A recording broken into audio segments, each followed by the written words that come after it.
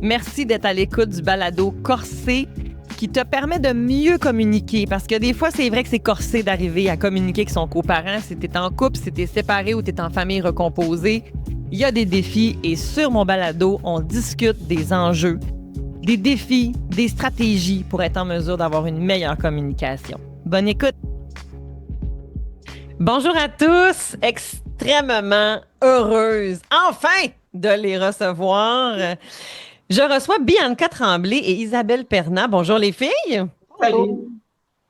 Bianca, tu es travailleuse sociale et tu as été pendant quelques années quand même éducatrice spécialisée. Tu as touché, en fait, avant de tomber en amour avec la clientèle de la dépendance, tu as été en déficience intellectuelle auprès de la santé mentale en itinérance. Mais ça va faire bientôt 20 ans que tu travailles comme intervenante en dépendance. C'est pas rien quand même. Non, non, c'est difficile à croire, mais oui, 20 ans, oui. Wow! Ben, je me sens extrêmement privilégiée, en fait, de te recevoir. Merci beaucoup Merci. d'avoir accepté mon invitation. Isabelle, de ton côté, ben, tu es devenue une amie avec les Oui, années parce que, en fait, toi, tu es psychologue, tu es médiatrice oui, familiale et tu as longuement travaillé en contexte de séparation conjugale, plus de 15 ans. Tu as fait longtemps des expertises aussi, en fait, psychosociales et tu travailles maintenant en dépendance depuis quand même plusieurs années déjà.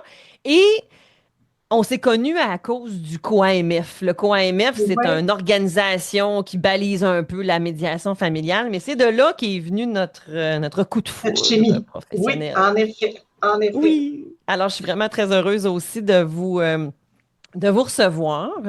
Et Merci de l'invitation. Ça va être le Oui, fun, en tout cas merci. pour nous. ben tellement, parce que le sujet de la dépendance, je trouve que c'est un sujet que ben, je pense que j'en ai jamais parlé, je pense, sur mon balado. Puis c'est un sujet qui, je trouve qu'il y a encore beaucoup de tabous. Est-ce que vous Ah observez ça oui, quand même? Il y a beaucoup de mythes, hein, encore, en fait, oui, au niveau de Absolument. la consommation. Qu'est-ce qui est problématique? Qu'est-ce qui est pas problématique? En tout cas, moi, aujourd'hui, je veux qu'on démêle tout ça. Et là, les filles, vous autres, vous travaillez au centre de réadaptation de dépendance. Qu'est-ce que c'est ça? C'est quoi ça, un centre de réadaptation en dépendance? Un centre de réadaptation en dépendance, c'est un lieu où les gens peuvent recevoir des services quand ils ont un diagnostic de dépendance, quand il y a un trouble d'usage de substances qui a été établi et la problématique est assez prononcée. Parce qu'on Hmm. peut avoir de l'aide pour sa consommation en première ligne par le biais du CLSC habituellement. Hein? OK, Puis oui. quand ça devient plus important, quand la consommation est plus ancrée, plus cristallisée, ou quand elle a plus de méfaits, plus d'importance aussi dans la vie des Mhm. gens, bien, on se tourne vers les centres de réadaptation en dépendance. Il faut Mhm. comprendre qu'il y a toutes sortes de façons au Québec pour traiter la dépendance. Il y a des organismes un peu comme les alcooliques anonymes Ouais. qui, eux, prônent l'abstinence complète. Au centre de réadaptation en dépendance, c'est plus la réduction des méfaits. On pourrait dire aussi l'augmentation des bienfaits d'une consommation diminuée. Donc, c'est plus ce qu'on va chercher, c'est de regarder avec la personne qu'est-ce qu'elle consomme, pourquoi, comment, c'est quoi la fonction, puis d'essayer de Ouais. travailler à travers tous ces paramètres-là pour diminuer les impacts négatifs de leur consommation sur l'ensemble de leur sphère sociale. Si l'objectif, c'est de parvenir à l'abstinence, tant mieux, parce que dans la réduction des méfaits, c'est un grand continuum. Hein? Ouais, ça veut Au dire bout quoi, du ça, la continuum, réduction des méfaits, dans le fond? on veut réduire les impacts négatifs de la C'est la consommation. modération, dans le fond, c'est ça? La modération, l'impact, soit que c'est pas nécessairement modération, mais qu'il y a moins d'impact sur la vie. Peut-être, Bianca, est-ce que tu je. peux Ouais. préciser? Mais l'approche de la réduction des méfaits, c'est surtout pour aider, pas limiter l'aide qu'on va offrir aux gens. Parce qu'il y a des Je gens qui ont besoin comprends. d'aide, mais qui ne sont pas prêts à arrêter. Fait que Ouais, ça veut OK. dire qu'on n'exige pas à la personne, on ne dit pas ce qu'il faut, c'est l'abstinence à tout prix. C'est sûr que si on veut réduire le plus possible les méfaits, l'abstinence, c'est la stratégie la plus efficace. On C'est enlève ça. tous les méfaits. Mais on ne veut Mhm. pas s'arrêter à ça. Si la personne, Mhm. elle voit qu'il y a une problématique, elle veut de l'aide, ben, on va lui offrir. Puis même si la personne consomme puis ne voit pas sa consommation comme problématique, mais est prêt Mhm. à recevoir des services, mais on peut l'aider dans sa consommation à faire des choix moins risqués. Si on y va avec une approche réduction des méfaits, de donner du matériel sécuritaire, c'en est une de base qui est beaucoup répandue. C'est vraiment de dire, on va prendre la personne où elle est, on va utiliser ses objectifs à elle pour l'aider à améliorer ses conditions de vie dans ce qu'elle est prête à faire. Mais y a-tu des contextes où est-ce que tu n'as pas le choix d'arrêter de consommer? Si mettons que justement, si c'est de la cocaïne, pas de la cocaïne, mais mettons comme du cannabis à tous les jours, puis que bref, ça me rend comme, ça vient affecter mon fonctionnement, d'être capable de consommer juste une fois par semaine. Je sais pas, comment tu fais pour établir c'est quoi la balise, qui va dire que là, ça, c'est correct? Mais dans la réduction des méfaits, c'est vraiment regarder sur quoi la personne a du pouvoir. Mais ça se peut que la personne demande à réduire puis qu'on va travailler dans ce sens-là, mais ça se peut que ça ne fonctionne pas. Quand la problématique est là depuis longtemps, mais on va pas, ça dépend aussi de tellement de facteurs, des facteurs individuels, l'environnement, le contexte, les raisons qui font que la personne consomme. Donc, il y a des gens qui, par eux-mêmes, vont se rendre compte, gars, moi, diminuer ma consommation, j'y arrive pas, puis vont finir par travailler l'abstinence. Mais c'est juste qu'on accepte vraiment la personne comme elle est, puis son objectif à elle. Parce qu'il me semble que consommer de la cocaïne de temps en temps, je sais pas. Il y a des substances qui sont plus addictives. Puis c'est un peu ce que je disais dans le continuum de réduction des méfaits. Une des réductions des méfaits peut être de viser l'abstinence aussi. Mais c'est important d'y aller au pas, de suivre où le client est rendu, qu'est-ce qu'il est prêt à faire. Voilà. Puis il ne faut pas prendre réduction des méfaits égale diminution de la conso. Réduction des méfaits, ça peut être de choisir des lieux, des environnements. C'est vraiment plus large que juste dire Je comprends diminuer. que juste dire on diminue. OK, ça c'est bon. Voilà. C'est super aidant d'avoir cette précision-là. OK. Mais là, c'est quoi dans le fond on parle justement de c'est quoi une consommation qui est problématique versus une consommation qui est saine? Quand est-ce qu'on peut dire qu'on a un trouble, qu'on a une dépendance, là, justement? OK. Vas-y, Bianca. Premièrement, pour avoir un trouble, ça, c'est un médecin ou pour le savoir vraiment, c'est plus un diagnostic. Mais si on veut savoir personnellement, la dépendance, une des définitions, c'est que c'est un besoin qui est irrépressible, qu'on ne peut pas contrôler, qui est incontrôlable. Donc, la personne a besoin d'aller consommer, c'est impulsif. Sinon, elle ne se sent pas bien, elle ne se sent pas confortable. Aussi, on va dire un trouble d'usage quand il y a beaucoup d'impact à la consommation, quand ça nuit au fonctionnement. Donc, si on consomme d'une façon récréative, il n'y a pas d'impact dans notre vie, on est capable de dire « Ah, aujourd'hui, ce n'est pas une bonne journée, je vais éviter ma consommation. » Si on est capable de gérer ça, OK, on peut aller plus réfléchir sur peut-être que j'en prends trop, mais quand on est incapable de se contrôler, quand malgré qu'on sait que si on consomme aujourd'hui, il va y avoir des conséquences, qu'on ne sera peut-être pas capable d'aller travailler, mais que c'est plus fort que nous, là, on est vraiment dans quelque chose qui est une problématique, on pourrait dire un trouble d'usage. Puis j'ajouterais que ça dépend, ce trouble d'usage-là peut être le même, peu importe la substance que tu prends.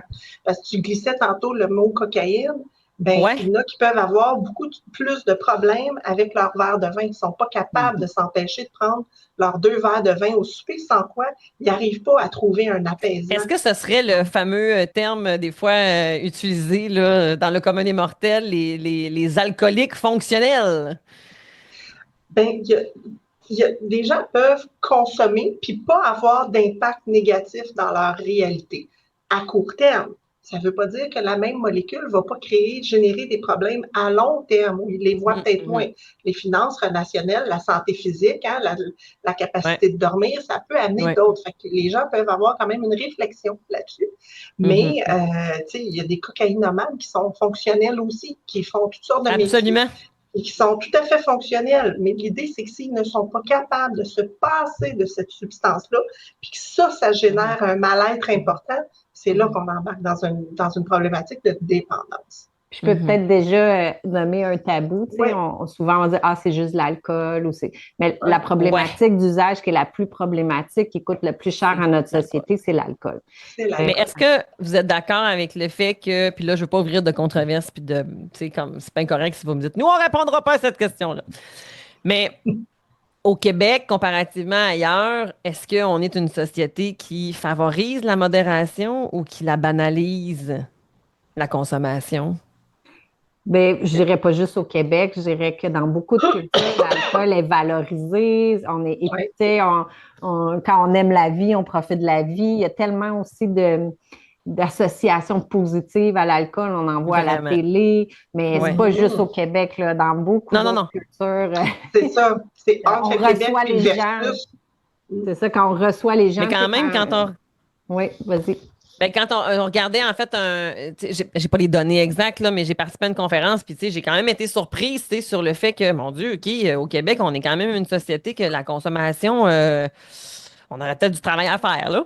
Je pense que ça en fait du travail aussi, Cynthia, parce que si tu regardes, ne serait-ce que les annonces de la Société des alcools, ils commencent beaucoup à vendre aussi des produits sans alcool. Fait que je pense qu'il y a c'est vrai ça. un message qui se transporte dans la société de plus en plus. Il reste un tabou, mais de plus en plus, les gens commencent à prendre plus conscience de leur consommation de façon sociétale. Oui, tu as raison. Ben, le mois de février en est un exemple quand même assez flagrant. Là. Le nombre de gens qui vont arrêter pendant un mois puis constater, en fait, là, ça fait des prises de conscience quand même assez particulières. Tout à fait, tout à fait. Tout à fait. Le développement des mocktails qui se font même dans les bars, les endroits où ils distribuent de l'alcool, ils développent de plus en plus des cartes sans alcool. Ça va chercher une clientèle, des gens qui veulent prendre, qui ont le souci de leur consommation. Mais ça l'aide beaucoup parce qu'il y a des gens, quand ils veulent justement diminuer ou même arrêter, le plus gros défi, c'est le regard des autres. Qu'est-ce que je vais faire si je vais à une soirée et on m'offre un verre? Qu'est-ce que je vais faire? Qu'est-ce que les gens vont me poser? Quelqu'un qui ne veut pas boire, qu'est-ce qu'il y a? Tu es enceinte? Tu ne vas pas bien? Oui, c'est ça, comme si il y avait comme un problème dans le fait que. Puis il y a beaucoup d'insistance. Ah, ouais, donc, rien qu'un verre, ouais, donc, ouais, donc. C'est plate. Souvent, les gens ont peur d'être plates.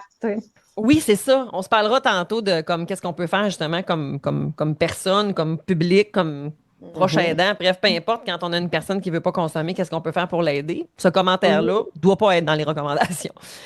Mais un des mythes probablement aussi qui existe beaucoup, c'est que les gens qui sont dépendants, c'est des gens qui ont des métiers plus faibles ou qu'ils n'ont pas assez de revenus ou que, tu sais, l'espèce de profil type que tu t'imagines, là, en fait, alors que la réalité, c'est que c'est pas celle-là pantoute, n'est-ce pas? La dépendance elle se limite pas à une classe socio-économique, une classe scolarisation, une classe d'âge, absolument pas. Dans notre clientèle, il y a vraiment de tout dans tous les sens. Je vois autant la clientèle itinérante que l'homme d'affaires ou la femme d'affaires ou de carrière. Puis quand j'ai des stagiaires, c'est souvent la première chose que je fais quand on parle de tabou, tu sais, je vais leur demander c'est quoi dans ta tête quelqu'un qui a une dépendance? Puis là, je les écoute, puis là, je leur fais voir une première personne, puis je leur demande après, puis ils disent j'aurais jamais cru ça. Fait qu'on a une image qu'on se fait, puis. Puis on n'a pas connaissance de ce qui se passe dans les maisons d'un tous un chacun. J'ai des clientes qui ont décidé d'arrêter parce qu'elles réalisaient que chaque soir, elles revenaient du travail, puis de 5h à 8h, elles se claquaient 2 bouteilles de vin. Puis c'était nécessaire avant d'aller dormir, puis leur vie tournait autour de ça. J'ai d'autres clients qui sont urgentologues et qui consomment de la cocaïne avant d'aller travailler pour être performants. Fait que tu sais, il y a de toutes sortes de monde. Non, absolument. Mais ça, je suis vraiment contente qu'on ait nommé au grand jour ce mythe parce qu'effectivement, c'est. En tout cas, moi, des fois, j'entends des affaires et je me dis, ben non, pas pantoute, là. C'est vraiment. Ben, c'est de la méconnaissance, fait que c'est à ça qu'on sert, dans le fond, fait que tant mieux. Oui. Maintenant, c'est sûr que j'aurais le goût qu'on discute maintenant de la consommation versus la parentalité. On est sur un balado qui s'adresse principalement à des parents, fait que c'est sûr que je veux qu'on parle un peu de ça. Juste avant ça, le mot toxicomanie, ça existe encore ce mot-là? On peut-tu encore l'utiliser ou c'est vraiment dépendance? Il se passe quoi avec ce concept-là? Ça serait plus, dépendance, trouble d'usage ou problématique au niveau de la conso, parce que quelqu'un peut être plus dans une consommation problématique sans être avec un trouble d'usage. Fait que, la toxicomanie, je pense, c'est. Ça associe à des stéréotypes et des préjugés, c'est pas vraiment dans le jargon maintenant.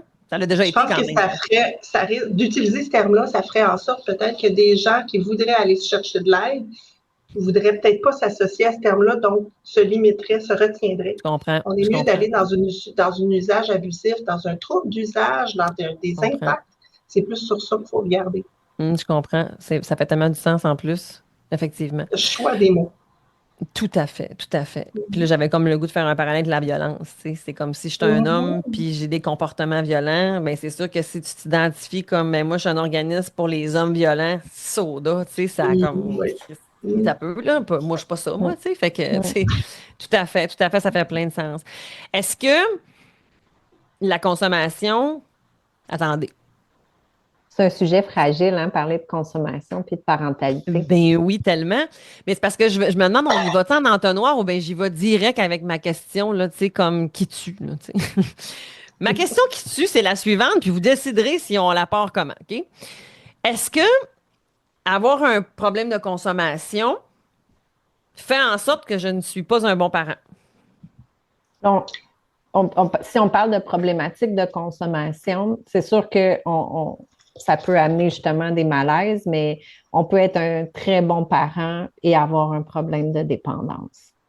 Mais ça reste, surtout là, moi, je suis au centre de réadaptation, hein, fait que je travaille beaucoup avec des parents, puis je suis avec des gens qui ont un trouble d'usage. C'est pas Mhm. la même chose que quelqu'un qui aurait, tu sais, des consommations à l'occasion excessives, là. On est vraiment Mhm. dans un trouble d'usage. Quelqu'un qui a un trouble d'usage, la réalité est que oui, c'est un facteur important de risque au niveau de la négligence. Alors que là, ce que tu as dit tout à l'heure, c'est avoir une consommation des fois occasionnelle, excessive. Ça, c'est quoi la différence? Là, toi, tu nous dis des affaires, là. Faut que tu nous l'expliques, là. Mais on a dit qu'un trouble d'usage, c'est un besoin irrépressible puis incontrôlable. Donc, même OK. si je le sais que c'est pas c'est risqué en ce moment de consommer, je serais pas nécessairement capable de me retenir, dépendamment OK. où j'en suis dans mon processus. Là. Tu sais, Je quelqu'un comprends. que, mais versus Donc, quelqu'un si qui j'ai mes enfants, ça va être quand même plus fort que moi, puis je vais consommer. Oui, il y a des chances Voilà. que oui. À moins que j'aille chercher, puis là, on pourra regarder, tu sais, c'est ça que je travaille avec les parents. Tu sais, une fois qu'on reconnaît qu'on a cette problématique-là, ben, on peut être conscient des impacts puis mettre des choses autour de nous pour Bien protéger nos sûr. enfants. Oui, Mais oui, c'est tout est sûr Voilà. ça reste un facteur de risque important là, au niveau de la négligence. Alors que la consommation occasionnelle excessive, c'est, mettons, j'ai pas mes enfants, ils se font garder, j'avais un party de Noël, de bureau, je l'ai complètement échappé. Oui, puis je l'ai prévu, puis mes enfants sont en sécurité, ils sont chez Il n'y a grand-maman. pas J'ai d'impact même chez prévu de ne eux. pas les voir demain matin parce que je sais que je vais être. Parce que c'est pas Mais, juste quand je suis intoxiquée, là, c'est après, le lendemain, des fois, on n'est pas Oui, non ah ouais, plus ouais, oui, disponible. absolument, absolument, tout à fait. Mais ça fait pas quand même, ça peut pas devenir quand même une sorte de problématique de dépendance quand même, si mettons que à chaque fois que je consomme, tu sais, je consomme pas souvent, mais quand je consomme, j'en perds la carte. C'est une forme, oui. Oui, on peut-tu considérer comme une forme de dépendance quand même ou on est Mais dans d'autres choses? ça reste une dépendance, mais de le voir de la façon que vous l'abordez, Bianca et toi, c'est une façon de le voir en réduction des méfaits. On va s'assurer que Je comprends. l'impact de ma consommation va être limité le plus possible. Parce qu'on Ouais, le OK. voit, dans l'exemple qu'on a mis là, un party de Noël, tout ça, mais ça va Mhm, être quoi mhm. l'impact sur les finances aussi, Oui, peut-être? oui. Parce que ça, Mhm. par ricochet, les enfants vont en pâtir Bien aussi. sûr. Ça va être quoi l'impact avec l'autre parent? Est-ce que ça va nuire à la coparentalité au final? Tu sais, il y a plein d'aspects à regarder là-dedans. Mhm, mhm. Absolument. Puis là, on ne Hey, parle pas du choix de substance. On parle juste de consommer. Parce que le choix de oui. substance peut avoir un impact aussi, dans le sens où c'est pas toutes les substances qui amènent les mêmes effets. Il y en a qui vont augmenter la vigilance, il y en a qui vont diminuer la vigilance. Mais d'une façon ou d'une autre, dans un rôle parental puis coparental, ben, c'est important d'en prendre compte. C'est plus l'impact. Si on doit vérifier des choses, c'est plus de s'attarder au comportement qu'à la substance. C'est un peu ça mon message. Là. OK, ben merci de cette nuance-là parce que là, je suis en train de me dire, OK, ben là, c'est parce que moi, dans ma tête, tu sais, si la consommation d'alcool puis cannabis est légalisée, OK, mais si, mettons, ils consomment de temps en temps de l'héroïne ou de la cocaïne, pas confortable tant que ça, là, tu sais, je veux dire, ben, les impacts, tu sais, il va falloir qu'on regarde, là, tu sais, Ouais. là, je suis en train d'avoir tu sors des tabous. Là. Ben, c'est plus Ben là, ouais. parce exactement que ça, là. ben, c'est sûr que le mot cocaïne pour la société, c'est difficile à. Tu sais, justement, on va avoir plus peur, mais quelqu'un qui n'a pas de problème d'usage, qu'une fois ou deux par année, fait garder ses enfants, puis il va consomme la cocaïne, mais que tout Une petite est extasie, là. Ah ouais, qui dit, tu sais, puis qu'il n'y a pas cette problématique-là. Il y en a beaucoup dans notre société. Ben oui. C'est juste, c'est pas nommé parce que, tu sais, justement, souvent, on va entendre le mot cocaïne, puis, tu sais, mais il y a des milieux où c'est très normalisé, très. Oui. Fait que c'est vraiment de, tu sais, faut pas, comme on a dit, l'alcool, elle a souvent plus d'impact majeur. Non, mais versus le joint à tous les jours, puis j'en ai besoin. C'est vraiment comment la substance est présente dans nos vies. Puis là, je dis pas aux gens d'aller consommer de la cocaïne. Là, c'est quand non, on n'est pas en train de dire ça. Très dangereuse puis très addictive. Là. Mais c'est plus de dire. Il faut aller plus loin que la substance. Oui, c'est la relation qu'on a avec la substance puis la capacité de bien gérer cette consommation-là. J'aime ça quand tu parles de la relation que tu as avec la substance. C'est exactement ça. Quand on parle des écrans, c'est ça. C'est quoi la relation que tu as avec l'écran? C'est la même affaire. Fait que, tu sais, on est vraiment... Mais ça en fait partie des troubles d'usage qui peuvent être traités. L'usage abusif d'Internet, l'usage des jeux de hasard et d'argent aussi. Oui. Ça a, sur le cerveau, ça a à peu près la même façon de travailler. Ça amène les mêmes dépendances. Bien, absolument, parce que ça demeure effectivement une dépendance. Est-ce qu'au centre de réadaptation en dépendance, c'est toute dépendance confondue ou c'est vraiment principalement les substances? Tout. Les jeux compulsifs, oui. OK. Fait que ça peut être, tu sais, on a nommé effectivement, oui, on a parlé des substances, mais les jeux, les écrans, la sexualité. Pas la sexualité, par contre. Pas la sexualité? C'est pas dans les CRD, mais ça ne veut pas dire que ça ne se traite pas non plus. Je comprends. On n'a pas de sexologue. C'est ça. Je comprends. Le travail. Le travail va être le même. C'en est une, mais on ne le travaille pas. Moi, je pense que j'ai une dépendance au travail. Mais derrière la consommation, la consommation, quand on est dans un trouble d'usage, c'est un symptôme. Fait qu'on a beaucoup d'autres dépendances ou d'autres problématiques. Fait que, tu dis dépendante au travail, j'en vois beaucoup de gens que derrière le problème de consommation, c'est des work alcooliques, puis que, justement, ils veulent tellement performer que soit ils ont besoin de quelque chose pour s'apaiser au retour ou ils ont besoin de quelque chose pour se speeder au travail. C'est ça. Fait que, oui. Il faut regarder ce qu'il y a en dessous. Oui. C'est ça aussi la différence entre quelqu'un qui consomme à l'occasion, excessif ou pas, versus un trouble d'usage, c'est qu'il y a quelque chose là, qui ne va pas bien en arrière d'un trouble d'usage. C'est comme la pointe d'un iceberg. Là. Absolument. Parce que, tu sais, en même temps, un trouble de l'usage, une dépendance, ça peut très bien se transférer. Là. J'arrête de consommer telle affaire, mais là, je suis rendue dépendante affective ou, tu sais, comme je veux toujours être avec mes... Tu sais, fait que ça peut aussi se transformer, là, en fait. Si le fond de la problématique n'est pas travaillé, en fait. Ça va être un plaster qu'on met, là. Oui, oui. Je profite de ton épisode pour te parler quelques petites minutes, en fait, de mon accompagnement CoCoCo, le sujet dont on parle aujourd'hui. Visiblement, peut-être que ça peut te parler. Et l'accompagnement CoCoCo, qu'est-ce que c'est? C'est collaboration, communication, coparentalité. Quand vous êtes séparés ou que vous êtes en famille recomposée, des fois, c'est tough, c'est difficile. Donc, l'accompagnement de CoCoCo te permet d'avoir 7 séances avec moi. Je suis live en virtuel. Et je réponds à tes questions, mais j'approfondis aussi des termes. Je vous donne des stratégies d'intervention. Et il y a une option où est-ce qu'on peut aller aussi davantage dans la personnalisation, en fait, justement, de ton accompagnement. C'est très complet. Les parents me disent souvent que « Oh mon Dieu, j'aurais aimé ça avoir ça dès que je me suis séparée. » Et je suis obligée de te dire qu'effectivement, plus vite qu'on a ces informations-là, plus vite on peut, en fait, avoir une coparentalité plus saine et plus fonctionnelle. Alors bref, je te laisse à ton épisode et si tu veux aller chercher plus de détails, va voir sur mon site web girardcynthia.com. Merci. Si on parle de parentalité, c'est ça aussi, quand on parle que c'est un facteur de risque à la négligence, c'est que ça reste aussi que la personne qui a un trouble d'usage, il y a d'autres plein d'enjeux autour là, qui vont souvent pas bien. Fait que c'est pas que c'est pas des mauvais parents, mais c'est que souvent ils ont besoin d'aide ou c'est difficile pour eux d'être disponibles parce qu'ils ont à gérer des difficultés là, personnelles. Puis j'ai travaillé pendant plus de 10 ans en protection de la jeunesse, puis moi, ce que je ramenais toujours des fois, c'est que, tu sais, comme moi, pour moi, à la base déjà de reconnaître ton trouble fait de toi un bon parent, là. Tu sais, si tu le reconnais pas, ben là, on a encore une job à faire, tu sais.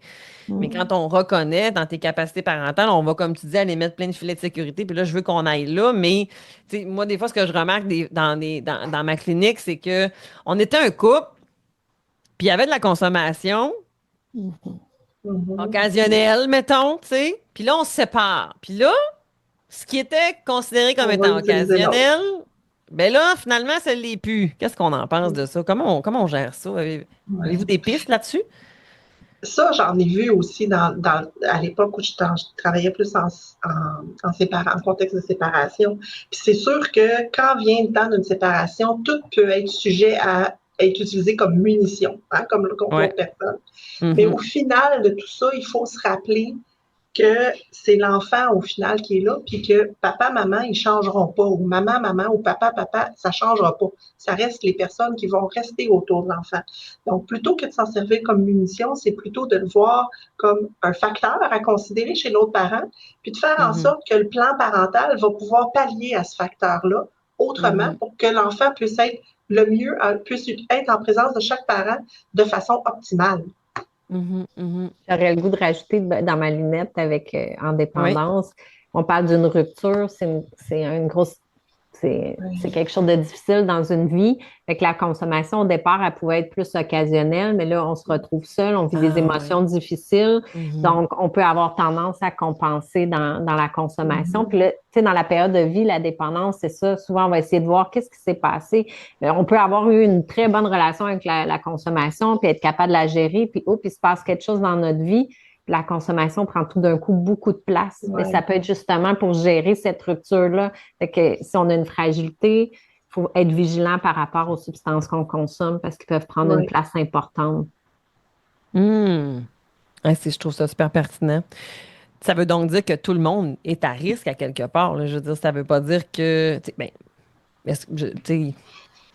Oui. si tu as commencé plus jeune, tu es peut-être plus à risque, comme qu'il y ait de la récidive à long terme et tout ça, peut-être. Mais si t'en as pas eu quand tu étais jeune, ça veut pas dire que ça va pas t'arriver. Non. Non, tout à fait. C'est vraiment, tu sais, le terme, je pense qu'Isabelle l'a nommé tantôt, la fonction. Quand on se rend compte que la substance qu'on consomme, elle sert à répondre à quelque chose. On n'est plus juste dans le plaisir, puis dans j'ai envie de, c'est j'ai besoin de. Je viens de finir de travailler, là, j'ai besoin de ma consommation, ou je me sens triste ce soir, j'ai besoin d'aller prendre un verre. Mais il y a tout le conditionnement, là, comme le fameux jeudi soir, là, le fameux jeudi 5 à 7, là, combien de personnes, c'est comme ils vont se mettre à penser à leur verre de vin, mais parce que c'est jeudi. C'est un conditionnement, là, mais on est peut-être dans des mauvaises habitudes. On n'est peut-être pas dans des troubles d'usage. On peut se questionner, si on mange tout le temps du sucre trop souvent, on peut se dire, c'est peut-être pas bon. Mais oui, c'est là la différence. Là, oui, il y a beaucoup de fonctionnement. Oui, puis en même temps, ce jeudi-là peut être ça peut être utilisé comme piste de réflexion. Hein? Puis si on se dit, le jeudi, après, il n'est plus suffisant juste le jeudi. Il faut le faire aussi le vendredi. Il faut le faire aussi le samedi parce que plus ça va, plus ton corps va s'habituer à la substance que tu consommes. Donc, il va en demander davantage pour obtenir le même effet que la première fois. Hein, c'est un peu ça. Puis là, comme ça, la dépendance se crée aussi. Donc, puis si à travers ça, dans la fonction, si tu dis je veux consommer pour m'apaiser, si tu n'arrives pas à trouver d'autres sources d'apaisement et que tu restes ancré à c'est la seule façon de m'apaiser, on est dans un trouble d'usage. Là. Peu importe la fréquence. Ça, c'est vraiment important, là, ce que tu as dit. J'aimerais ça qu'on le répète. Si la consommation est le seul moyen que tu as pour t'apaiser, c'est un signal d'alarme, là. C'est un signal d'alarme important. Que ce soit pour t'apaiser, que ce soit pour... Tu as l'impression que c'est juste avec cette substance-là que tu peux socialiser, parler avec des gens, sinon tu te sens seul. Tu sais, il y a ça aussi. Il y en a qui vont dire, j'ai l'impression que si je consomme pas, je vais être seule. Puis quand je consomme, je parle plus, je suis plus ouvert, puis je suis plus extravertie. Dans les faits, c'est pas nécessairement ça la réalité, mais en même temps, c'est leur objectif, c'est de socialiser. C'est pas nécessairement être mal intentionné de consommer, là. Mais c'est qu'avec la substance, avec le contexte, avec l'impact de la personne, c'est qui, à quel âge, est-tu en santé. Donc, tout ça fait en sorte que il y a des impacts qui peuvent avoir lieu. La même substance peut avoir un impact différent pour toi, Cynthia, versus pour moi, puis peut avoir un impact différent pour toi, Cynthia, aujourd'hui, demain, puis dans 6 mois. Fait que Tellement. tout est à considérer. Vraiment. Et là, je fais plein de liens, là. Pareil. Bon. J'ai révisité ma consommation une autre fois. Mais, OK, maintenant, là, on a tout dit ça. Fait que là, mettons, je suis un parent.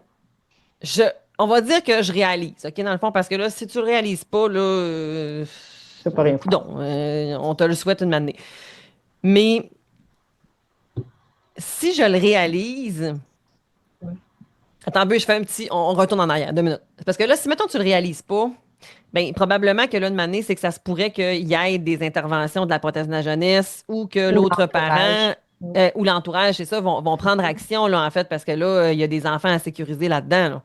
Oui, peut-être que les enfants vont même s'éloigner du parent qui consomme beaucoup parce qu'eux voient un parent différent, qui n'ont pas une réponse attentive, sensible, contingente. Ils n'ont pas ça avec ce parent-là, avec la contingence, la constance. Ça, c'est pas répondu. Donc, ils vont peut-être eux-mêmes aussi se retirer de ce parent-là. C'est un des indicateurs, des fois. J'ai un petit minou Mané qui me disait Cynthia, j'aime ça être avec maman. Mais quand maman, elle fume l'affaire, là, elle est plus pareille. Puis là, j'ai peur. C'est de l'insécurité. C'est là, tantôt, Bianca, que j'ai le goût de rebondir tardivement, mais que effectivement, on peut avoir un parent qui a un problème de consommation. Quand il consomme pas, il peut être très adéquat. Mais quand il consomme, c'est là, en fait, que là, ses capacités parentales, ça ne fonctionne pas, tu sais. Oui, mais si on parle de oui, mais en même temps, s'il y a un problème d'usage, ça va avoir un impact aussi à long terme, pas juste sur le moment où la personne est en consommation. Absolument. Parce que si on prend l'exemple d'Isabelle, que c'est la seule façon de s'apaiser, puis que la personne prend son cannabis pour s'apaiser, puis que quand là, ses enfants disent j'en consommerai pas pour les 4 jours qui sont avec moi, mais que la personne est plus irritable, elle s'endure plus. Ça a des impacts plus larges que juste la période où la personne est en consommation. Là. Absolument. J'aimerais ça t'amener, Cynthia, aussi sur la piste qu'on n'a pas abordée encore, mais les gens, les adultes, les parents qui pensent s'auto-médiquer avec la consommation. On en voit aussi qui vont dire je suis tellement énervée, je me prends un verre de vin parce que ça me calme, je suis mieux de même. Bien, on a peut-être une question d'anxiété à gérer. Peut-être ça vaut la peine d'en parler avec son médecin.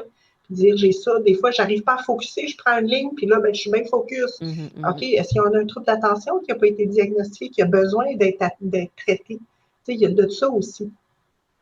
Ça serait quoi la première porte, justement, à aller cogner quand je prends conscience? OK, là, tu viens de nous écouter, là, tu es en train de nous écouter dans ton char. Puis là, tu fais. Bon, un peu, là, je me questionne. C'est quoi la première ligne, la première porte? C'est quoi que vous recommandez? La première porte, je te dirais, ce serait d'aller consulter peut-être au CLSC de son secteur ou son médecin pour en parler. Premièrement, on en parle avec un professionnel en qui on a confiance, avec un proche en qui on a confiance. On fait une réflexion là-dessus. Si le dépistage mène à un réel trouble d'usage qui doit être traité en deuxième ligne, il y aura une référence vers un CRD. OK, mais là, attends un petit peu, là. Parce que là, tu dis le CLSC, d'accord. Mais là, des fois, le CLSC, si moi, je me présente là, puis ils vont-tu me faire attendre pendant 4 mois, mettons? Parce que là, c'est comment ça marche là, dans ce temps-là, tu sais, pour faire le dépistage dont tu parles. Parce que si là, moi, je m'en rends compte, puis comment ça marche, là? C'est-tu la même trajectoire? C'est-tu la même trajectoire que, mettons, pour d'autres services, là? Bien, c'est difficile pour moi de te répondre parce que je ne le sais pas, dépendamment des régions. Mais exemple, à Montréal, on peut appeler directement au CRD. Puis si on est plus dans pas un trouble d'usage, mais plus une consommation à risque, il va y avoir une référence qui va être faite au CLSC directement. C'est bidirectionnel. On va faire l'évaluation, puis tout ça. Mais tu sais, si je reprends ton exemple, là, la personne est dans son auto et elle réalise qu'il y a peut-être des questions, ça serait merveilleux qu'elle aille tout de suite cogner à la porte, mais je pense que la réalité, ça demande souvent beaucoup de courage de le faire. Fait que la première étape que j'aurais tendance à dire, c'est un peu briser ces rituels de consommation, tu sais, commencer à en parler à son entourage, commencer à s'informer, aller voir sur Internet, lire. Il existe beaucoup de communautés qui peuvent soutenir Mais déjà commencer à parler à l'entourage, je pense que c'est déjà un bon, tu sais, des gens qu'on a confiance, leur demander qu'est-ce que tu penses de ma consommation. Puis si on voit qu'on n'est pas capable de faire aucun changement, mais c'est rare que les gens, dès qu'ils vont reconnaître qu'ils vont aller chercher de l'aide, là, il y a souvent un Ouais, petit... parce qu'en même temps, peut-être que tu te dis, OK, c'est peut-être pas un problème encore, tu sais, mais là, ça me suscite des questionnements. Mm. Donc, si on n'est pas dans l'ordre du problème, tu parles de peut-être modifier mes habitudes de Ouais. consommation. Fait que ça, mettons, concrètement, ça veut dire, Ben là, on parlait du jeu, tu sais, le jeudi, bon, ben dire, je oui, vais mettons, essayer un jeudi de pas en prendre, comment je me ouais, sens. OK, Si, ouais. finalement, non, c'est juste une mauvaise habitude, je suis très capable de le faire, ben là, ça peut être rassurant de OK, ouais. réfléchir aussi, quand je consomme un verre, est-ce que je suis capable d'arrêter à 2 ou il faut tout le temps que je me rende, c'est un peu l'exemple que tu Oui, nommais je tantôt, comprends. dès que j'en OK, prends oui. un, je me rends à 10. Fait que je pense Mhm. qu'il y a déjà des choses qu'on peut entamer parce que oui, ça se peut que dans certaines régions, il y ait des délais d'attente, je ne le sais pas. Mais si Mhm. vous appelez pour demander de l'aide, ben vraiment, c'est Il doit y super. avoir des organismes communautaires, en fait, aussi, là. En Oui. fait, moi, dans ma région, Saguenay-Lac-Saint-Jean, il y a quand même, tu sais, il y en a des organismes communautaires qui sont présents, tu sais, qui sont là, mais des fois, c'est Oui, de l'hébergement, mais ils ont quand même des fois des centres de jour. Fait que, tu sais, je présume que ça peut être aussi une façon d'entrer en contact, tu sais, pour tout aller à fait. chercher de l'information, en fait. Tu sais, Je pense que la ligne où les gens pourraient se référer, c'est le 811 à Info Sociale, qui, eux, Oui. vont pouvoir dire qu'est-ce qu'il y a dans leur environnement. Il y a aussi l'organisme Drogue Aide Référence, où on peut aborder certains sujets, puis ils vont pouvoir oui. orienter dans votre région qu'est-ce qui peut se faire. Drogue Aide Référence, je l'ai noté, je l'ai sous les yeux, 1-800-265-2626. Hein, la On va ligne mettre les en provincial. coordonnées dans le descriptif de l'épisode. Vous allez pouvoir Parfait. trouver tous les liens, en fait, des références dont on est en train de parler parce que c'est super important pour vous, pour un proche, et qui sait pour peut-être éventuellement. Fait que, tu sais, c'est tellement, c'est vraiment précieux. Si c'est un proche, beaucoup, tu sais, les CLSC ou les CRD offrent souvent de l'aide pour l'entourage, justement, pour Mhm. comprendre, pour pouvoir Mhm. aider, parce que souvent, Mhm. les gens autour vont se rendre compte de la problématique avant la personne elle-même. Là. C'est Ben souvent là, ça c'est qui ça, arrive. là. On s'en va vers la fin, là, puis j'aimerais ça qu'on discute, tu sais, de cette portion-là. Mettons que, justement, tu sais, j'étais avec un conjoint, ma mère, ou mon père constate que mon frère consomme, tu sais, ou des fois des ados avec leurs parents, tu sais, Mhm. comment, comme proche, comme ami, je peux adresser ce sujet-là si la personne est plus ou moins dans cette ouverture-là ou dans la banalisation? C'est une grosse C'est sûr Avez-vous que des pistes? c'est une grosse question ce que tu demandes. C'est sûr que l'important pour un proche, puis tu dis, comme ado, si mon parent consomme, je peux traverser ça aussi. Comme parent, quand mon ado consomme aussi. Absolument. De voir, ce qui est important, c'est de ne pas briser la communication avec son proche. De nommer qu'on est là pour le soutenir C'est dans ça, je les voulais qu'elle étapes dise. qu'il se sent prêt à faire. On pense ensemble. Mais l'idée, c'est ça, c'est d'être ouvert, d'être à l'écoute, d'être observateur, de nommer ce qu'on observe sans qu'il y ait de jugement ou de reproche, mais d'amener la personne à réfléchir par elle-même à sa substance, puis de rester en soutien. Si je la fais sentir comme une crotte de nez, il y a peu de chances qu'elle amène à sa tête, à sa réflexion que. Ça irait pas bien loin. Tu Ça fait va que juste amener de la confrontation. exact. Puis de la confrontation, ça amène de l'opposition, puis ça amène pas de la collaboration puis de l'ouverture. Fait on veut Ben pas non. briser la relation, on veut pas briser la communication. Par contre, il se pourrait malheureusement que j'ai des choix à faire. Oui. Puis ça peut être vraiment déchirant. Si mettons que j'ai mon conjoint ou c'est ma mère, mettons, tu sais, puis que écoute, on en a parlé, je suis dans l'ouverture. Quand tu vas être prête, je vais être là. Sauf que là, moi, tu sais, mettons que mon conjoint, mettons, je vais dire, j'ai pas à le sauver, là. Non. C'est sûr, d'autant plus s'il y a des enfants dans la situation, ta priorité, ça va être de sauver toi, sauver les enfants. Mais Mhm, ça ne veut mhm, pas dire mhm. que ce conjoint-là disparaît de la vie des enfants. Hein? Fait qu'il faut faire attention à tout ça. Je D'avoir dirais aux resté le gens père de de le tes enfants, voir, ben oui, je dirais aux gens de la le mère. voir un peu comme la chronicité que ça peut amener. Ton proche aurait un problème avec, on va reprendre l'exemple du sucre de tantôt, un problème de diabète. mais c'est sûr que tu vas te soucier, puis tu vas aller voir ton proche et dire, écoute, je remarque ça, comment ça se passe? Est-ce que tu dors bien? Est-ce que tu as de la misère avec ta digestion? Qu'est-ce que je peux faire pour aider? Pour l'amener à réfléchir là-dessus. Ça ne veut pas dire que parce qu'il y a du diabète, tu vas dire, c'est fini, je ne veux plus jamais le voir, ou il n'y aura plus jamais de gâteau dans la maison, hein, par exemple. Mais on va adapter les choses. Ça ne peut pas être possible. C'est ça. On va adapter pour que ça soit le mieux, mais on va soutenir notre proche. Puis dans un contexte de coparentalité, justement, ça va être là, je présume, tous les filets de sécurité. En fait, tout à l'heure, Bianca, tu vas aller là, puis j'ai juste le goût de vous partager quelque chose, puis je vais te redonner la parole, mais j'ai une famille que j'accompagnais justement en médiation, puis monsieur reconnaissait qu'il y avait un problème de consommation qui était déjà présent durant la relation, puis qui s'était un peu exacerbé avec justement la rupture. Mais, tu sais, maman, tu sais, on voyait que c'est un bon papa, tu sais, puis mais ça t'inquiète quand les enfants, ils sont là, tu sais, fait qu'il avait mis en place certains filets, tu sais, il y avait des périodes dans l'année où papa il avait pas les enfants parce que c'était vraiment des facteurs clés qui, pour lui, étaient très à risque de consommation. Il y avait aussi certaines personnes qui pouvaient pas voir quand il était avec les enfants parce que c'était des risques. Puis quand il y avait les enfants dans d'autres contextes, il y avait comme des moments où est-ce qu'il y avait l'éthylomètre, c'est ça, dans le fond, tu sais, puis qui, à certains moments, puis qui envoyait, en fait, là, dans le fond, à certains moments avec la mère. Ils ont fait ça pendant quelques mois, puis ça s'est stabilisé, puis, tu sais, il y a eu, puis, tu sais, à ce jour, tu sais, il y a une garde partagée, là, tu sais, fait que, il est allé chercher de l'aide ailleurs aussi avec tout ça, tu sais, mais le temps que au début, tu sais, c'est sûr que si papa avait été réfractaire complètement, tu sais, dans le fond, maman, c'est pas qu'elle voulait pas elle voulait pas y enlever les enfants, ça n'avait pas rapport, mais elle voulait que les enfants soient en sécurité. Fait que le besoin de la mère, c'était d'être sécurisé. Fait que là, qu'est-ce qu'on a travaillé à mettre comme filet de sécurité? Tout le monde était quand même confortable avec ça. Il est venu un moment où est-ce que papa, il a dit, écoute, là, ça fait quand même 6 mois.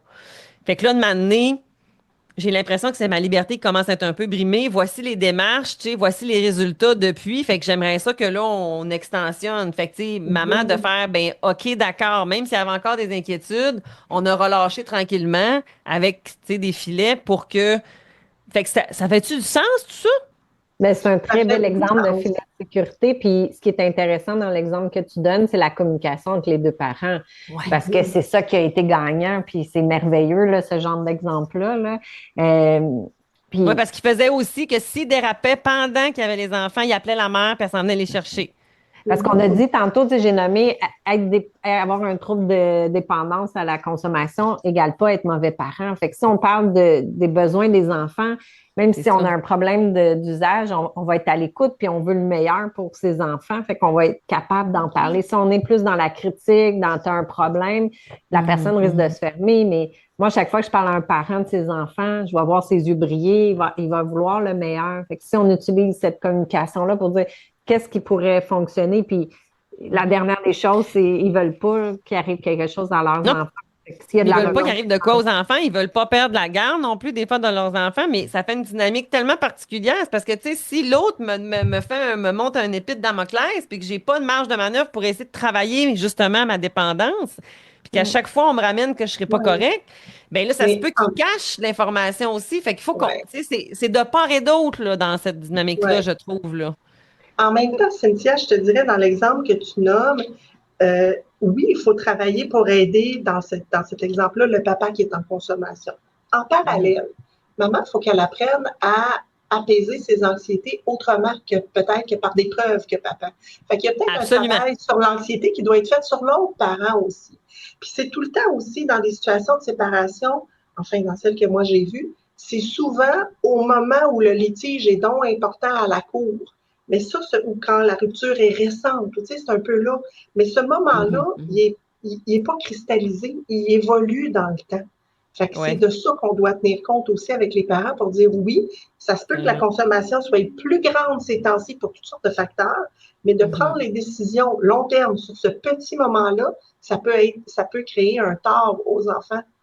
Tu sais, on créerait un tort réel pour éviter un tort hypothétique. Hein? Enfin, qu'on est tout le temps un peu dans les deux, il faut faire attention à ça. C'est beau ce qu'elle dit. Ça me fait capoter. Vous êtes tellement pertinentes, les filles. Mon Dieu, on est déjà rendu au bout. Je peux pas craindre. Ça passe vite, hein? Ça passe vraiment vite. C'est fou, hein? Est-ce que vous auriez le goût de nous laisser sur, je sais pas moi, des petits derniers petits conseils clés que vous dites comme, mais là, ça, c'est un incontournable, là, puis on n'en a comme pas vraiment parlé, là, tu sais, ça serait. Y a-t-il quelque chose? Vous dites, on a fait un bout. Sans donner un conseil clé ou aborder des sujets qu'on n'a pas abordés, moi, ce que je voudrais vraiment plus insister auprès de tes interlocuteurs, de tes auditeurs, porter plus attention au comportement qu'à la substance comme telle. Hein? L'impact de la substance, puis les comportements versus la substance comme telle, puis rester en communication. Je pense que pour moi, là, si ça peut aider dans la parentalité, c'est vraiment plus ça, en bienveillance, en communiquant, puis pas rester centré dans le moment fermé, mais le voir plus sur une partie longitudinale dans la vie. Là. Vraiment. C'est tellement beau. Je ne sais pas, là. Isabelle a tellement bien bouclé ça que. Mais de se rappeler que c'est ça, avoir un trouble d'usage égale pas être mauvais parent, la communication, l'ouverture, puis de travailler en équipe, d'utiliser l'aide de la famille, de l'entourage. On dit tout le temps qu'il faut une communauté pour élever un enfant. Ben, s'il y a quelqu'un qui a un trouble d'usage ou un problème de santé mentale, un problème physique, il ne faut pas penser qu'un parent doit être parfait. Fait que quoi qu'on a, si on a de l'ouverture et on reconnaît, on peut trouver des façons. Puis le plan de sécurité, c'est super. Tu sais, des fois, les gens, ils vont bien puis ils vont dire non, c'est correct, mais c'est comme notre système d'alarme là, de feu dans la maison. On ne veut pas un feu, mais on en a un quand même. Fait qu'en tant que famille, je pense qu'il ne faut pas oublier quand même que le trouble d'usage, c'est quelque chose qui est difficile à contrôler. Fait que si on a un plan d'urgence comme famille, que les gens sont impliqués, qu'il y a de la communication, les enfants, ils vont être heureux là-dedans parce que le parent, il souhaite quand même le mieux pour ses enfants. Là. Absolument, absolument. Merci tellement, les filles. Toutes les références, en fait, pas nécessairement pour vous rejoindre, là, parce que là, vous, on comprend qu'il faut passer par le CRD pour avoir accès, mais quand même, les lignes vont être là, les références vont être là. Vous avez été vraiment d'une grande pertinence. Merci énormément. Si ça fait en sorte qu'il y a un parent qui ose nommer qu'elle vit quelque chose de difficile par rapport à une XY dépendance, ma mission, elle sera accomplie. Parfait. Ça fait plaisir. En tout cas, c'est le fun de nous avoir invités. Merci, Cynthia. Ça me fait vraiment plaisir. Merci les filles. Merci. Et voilà, c'est un épisode qui vient de se terminer et j'espère que tu as trouvé de la valeur dans cet épisode-là, que tu as apprécié. S'il te plaît, si tu as des idées de contenu, des sujets, des questions, écris-moi à consultation@commercialgirardcynthia.com. Je vous lis toujours et je vous réponds parce que si vous prenez le temps de m'écouter, je prends le temps de vous lire et ça me touche au plus profond de mon cœur de savoir que je peux avoir un impact. Alors, ne te gêne pas, écris-moi. À bientôt!